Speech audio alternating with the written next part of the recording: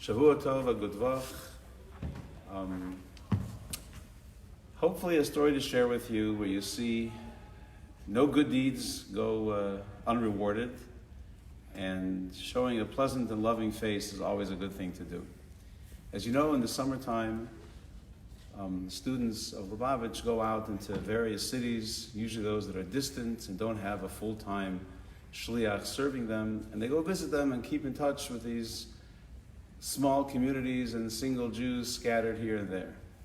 And such a pair of boys went out to the Yosemite area, and they were looking for anyone and everyone, and they ran into some person. I think it was late afternoon. A guy and his wife were walking around, and they stopped them. "Excuse me, are you Jewish? Were you interested?" And the couple kind of said, "Now's not a good time. If you're really interested, come to our house tomorrow morning." And they gave them their address. So the next morning, 8 o'clock in the morning, the boys showed up, and the couple hesitantly let them in the house. They sat down. They're trying to make some small talk. And the husband said, "You know, I really don't like people like you." So people like me don't really like religious people. And he gave a little tirade against religious people, how nasty they are, how he doesn't like them, can't stand being in the same room. He's actually surprised that he's with them right now. So the boys asked him, "What's behind this? Like, what did anyone ever do to you?"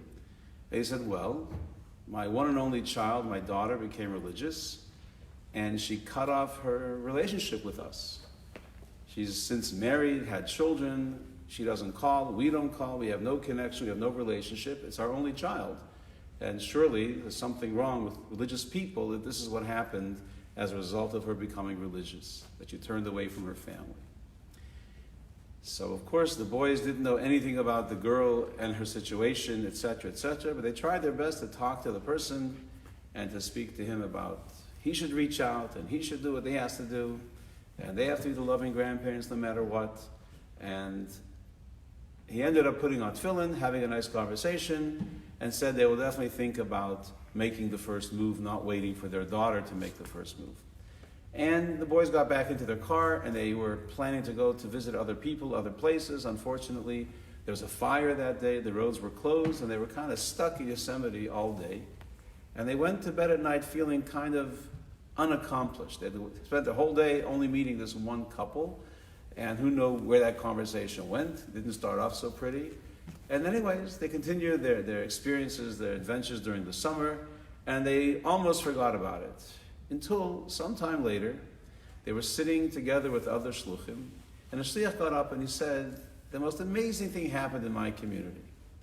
One of our members, a woman who comes from a not religious family, but she became religious as a teenager, and then she married and raised a beautiful Jewish family.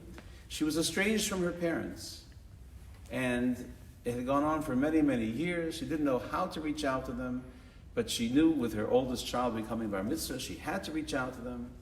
So she wrote a letter to the Rebbe asking for a bracha that there should be a reconciliation between her and her parents. And the most amazing thing is, within a very short time, I'm not sure, a week or 2 weeks of this letter to the Rebbe, there was a knock on their door, and they opened it up, and there were her parents standing with smiles on their faces, with gifts, kosher food, and ready to reconciliate and celebrate their child, the grandson's bar mitzvah together. So isn't that amazing? She wrote to the Rebbe, asked for a bracha, and next thing you know, her parents show up at the door, they having made the first step. These two young men who knew the other side of the story and knew that the Rebbe is sending out young men to meet these people and bring them close to Judaism, that was the Rebbe's answer before she even asked such a question. Anyways, it was just an amazing thing how the family could get together again. One lesson I take from here, besides being the Rebbe's PR man, which I'm not going to be, is that we can't underestimate the power of a smile, a good deed, reaching out with friendship and with love to help another Jew be more Jewish. May we do that ourselves and do that with all those around us. Have a great week.